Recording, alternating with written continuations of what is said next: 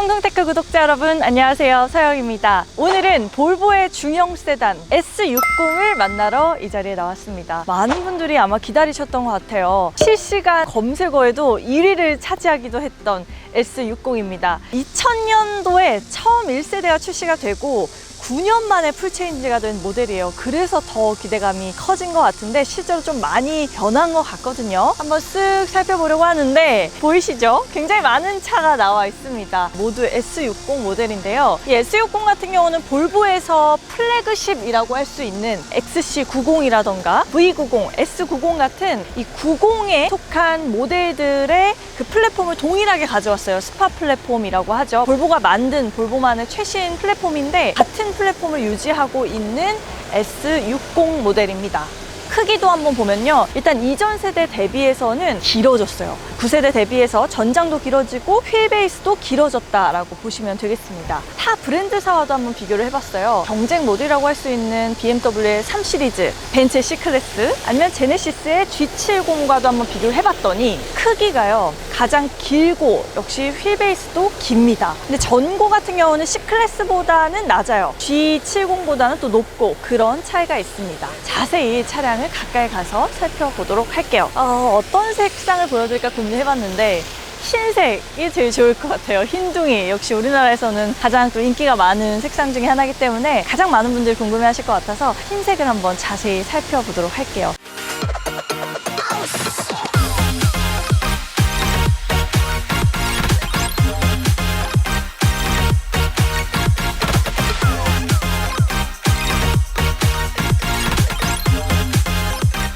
일단 이 전면부에서 가장 눈에 띄는 건 역시 이 친구죠. 이 볼보 하면 떠오르는 시그니처입니다. 토르의 망치라고 하죠. 강인한 캐릭터인 그 토르의 망치 모양을 딱 헤드램프에서 보여주고 있어요. 이 S60의 디자인을 S90과 좀 비교해서 봤을 때 이 앞부분에 이 디테일 있죠. 이렇게 뾰족하게 다시 한번 굴곡이 져서 나와 있는 이 디테일 같은 경우는 S90과 다릅니다. S60이 좀 더 이렇게 각이 많고요. 역동적이고 다이너믹한 그런 형태로 디자인이 되어 있어요. 또 이 가운데 보시면 이 라디에이터 그릴, 역시나 이 볼보 차량에서는 우리가 익숙하게 만나볼 수 있는 그릴입니다. 저는 항상 이 그릴의 이 가운데 있는 엠블럼을 사랑의 큐피트 같다라고 표현하고는 했는데요. 오늘도 역시나 볼보의 사랑의 큐피트 가운데서 만나볼 수가 있어요. S90과 다른 점이 있다면 역시 이 라디에이터 그릴에 좀 더 각들이 져 있거든요. 근데 정면으로 봤을 땐 사실 확인하기 어려운데 측면에서 봤을 때 선이 달라요. 이 S90 같은 경우는 이 선이 부드럽게 누워져 있는 형태라면 이 S60은 한 번, 두 번, 세 번 이렇게 각이 중간중간에 져 있는 형태입니다. S90과 S60의 이미지를 좀 달리하기 위해서 볼보 나름대로는 세심한 디자인을 해놓았던 것 같아요. 하부 그릴도 S90 같은 경우는 좀 더 아래쪽에 넓게 안정감 있는 형태로 하부 그릴이 나와 있거든요. S90이 좀 더 형님 모델이기 때문에 더 중후하고 안정적인 느낌을 주기 위해서 가로로 길게 그릴을 배치했던 것으로 보이는데 S60 같은 경우는 상대적으로 좀 젊고 다이너믹하고 역동적인 느낌을 살리기 위해서 폭은 좀 좁고요. 하지만 위쪽으로는 좀 더 사다리꼴 모양으로 이렇게 올라간 형태가 나와 있습니다. 측면부에서 보는 S60의 선이 굉장히 재밌다는 생각을 했어요. 일단 이 토르의 망치 가운데쯤부터 올라오는 선이 강렬하게 하나가 들어가 있죠. 조금 더 아랫부분에 다시 중간 라인에서 시작하는 선이 또 나와 있습니다. 아주 가운데 부분까지는 분절되어 있다가 이렇게 엇갈려서 나와 있는 선이 좀 재밌다는 생각을 했어요. 아래쪽에도 선이 역동적인 형태로 나와 있어요. 전륜 뒤쪽부터 쭉 이어져 오다가 뒤쪽 바퀴 쪽까지 선이 이어지거든요. 이게 뒷부분 범퍼, 리어 범퍼 쪽까지 이렇게 올라오면서 선이 끝맺음을 합니다. 잘 달리겠다라는 느낌을 주는 캐릭터 라인들이 이 S60의 이미지를 상대적으로 스포티하게 만들어주는 역할을 하고 있습니다. 1열과 2열 도어 사이 부분에 쭉 B필러를 중심으로 이렇게 내려오는 선들 있죠. 굉장히 물결 무늬로 이렇게 굴곡져서 들어가 있어요. 라인에 신경을 쓴 차다라는 것이 보입니다. S60의 후면부도 보실게요. 처음에 딱 봤을 때 인상이 이 램프 부분이 이렇게 꺾인 디귿자 형태로 나와 있잖아요. 폴스타 느낌의 램프의 그 느낌을 좀 나게 해주는 것 같아요. 각져서 나와 있는 부분이. 하지만 위쪽에는 약간 둥근 형태로 그리고 살짝 올라가는 듯한 역시 잘 달릴 것 같은 인상을 주면서 이렇게 또 디자인되어 있고, 아래쪽에는 단정하게 듀얼 머플러가 이렇게 들어가 있습니다.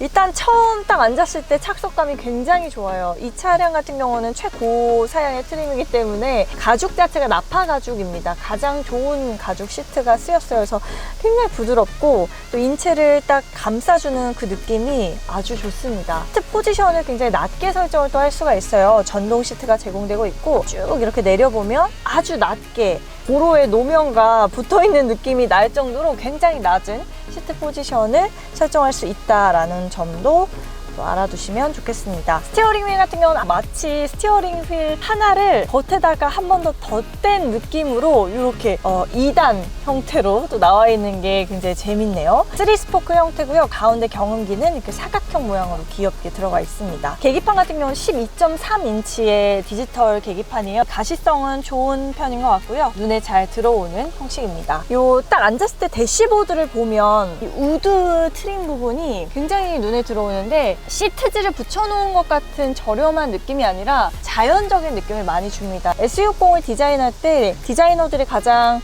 고민했던 부분 중 하나가 좀 따뜻한 느낌을 실내에서 주고 좀 감싸주는 듯한 그런 포근함을 주려고 했다라고 하는데, 이런 자연적인 소재를 잘 활용함으로써 좀 그런 부분을 살려놓은 것 같아요. 대시보드 가죽 쪽에 스티치 라인도 이렇게 들어가 있는 걸 확인할 수 있고, 가운데 디스플레이 같은 경우는 특이하죠. 볼보만의 이 세로형 디스플레이가 들어가 있습니다. 9인치가 들어가 있는데 좀 아쉬웠던 거는 제가 이렇게 조작을 살짝 해보면서 보니까 가시성이 그렇게 좋진 않아요. 그리고 반응도 빠른 편은 아니었습니다.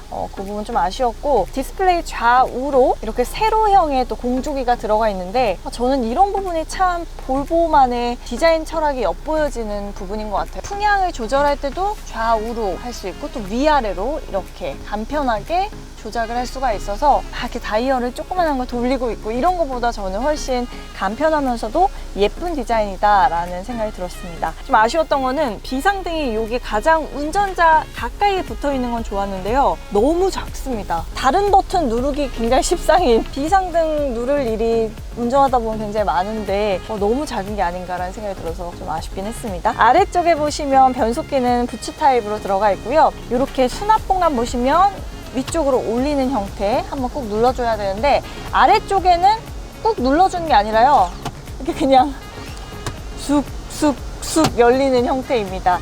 이게 편할 수도 있겠지만 좀 이렇게 힘을 줘서 열었을 때 자칫하면 이렇게 무리가 갈 수도 있는 것 같아서 저는 꼭 눌러주는 디자인의 형태가 더 관리하기가 편할 것 같다는 생각이 드는데 저는 좀 아쉽기는 했어요. 긴 형태로 이렇게 들어가 있는 부분이 좀 독특하죠. 컵홀더 2개 들어가 있고 앞쪽에 작은 수납 뭔가 할 수 있는 부분이 있고 12V 단자가 나와 있습니다.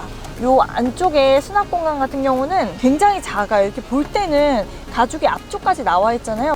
크지 않을까라는 생각이 들었는데 막상 열어보면 좀 공간이 좀 작습니다. 폈을 때 완전 부드럽게 들어가진 않고요. 좀 이렇게 걸릴 수 있는 그런 크기입니다. 그리고 이 대시보드에서 사실 눈에 띄었던 게 하나 있는데 이 스피커부, 이 영국의 굉장히 유명한 스피커죠. 보어스 앤 월킨스 스피커가 들어가 있는데 고급 차량에서 많이 만나볼 수 있는 스피커여서 또 이런 S60 모델에서 만나볼 수 있었다는 게 또 반갑기도 했어요. 파노라믹 선루프도 있거든요. 이렇게 이건 아주 좋은 것 같아요. 전동 형태로 이렇게 쭉 쉽게 올릴 수 있고요. 쉽게 또 열 수도 있습니다. 이렇게 이 세로 형태로 나와 있는 부분들이 1열과 동일한 느낌을 주면서도 2열 부분까지 이렇게 되어 있기 때문에 공기가 더 좌우로 빠르게 순환이 되고 또 돌아갈 수 있는 그런 장점이 있을 것 같아요. 디자인적으로도 좀 우수한 느낌이 들고요. 위쪽에 이렇게 세심하게 또 뭔가를 걸어둘 수 있는 가방이든 옷이든 걸어둘 수 있는 부분도 아주 작은 디테일이지만 좀 많이 편의사양에 신경을 쓴 것 같아서 좋았고요. 보석 문양처럼 이렇게 나와 있는데 버튼을 누르면 이렇게 불이 오묘하게 들어오죠. 그리고 또 굉장히 특이하고 또 예쁘다는 생각이 들었습니다. 수납 부분도 한번 보면요, 이렇게 깊지 않은 형태감으로 아주 독특한 모양으로 수납 공간이 또 나와 있어요. 제 손바닥 하나 정도 들어가고 깊이감은 아주 좀 얕은 이 정도인데 마치 위에서 보면 책방 같은 모양입니다. 앞쪽에도 핸드폰 같은 걸 올려둘 수 있는 곳 하나 나와 있으면서 이렇게 푸시하면 컵홀더가 2개 등장을 합니다. 그리고 이 2열에 보면 여기 이렇게 베이비 시트가 있어요. 이렇게 안쪽에 고리를 또 걸 수 있게끔 마련된 부분도 볼보가 또 신경을 써놓은 부분이라고 할 수 있겠죠.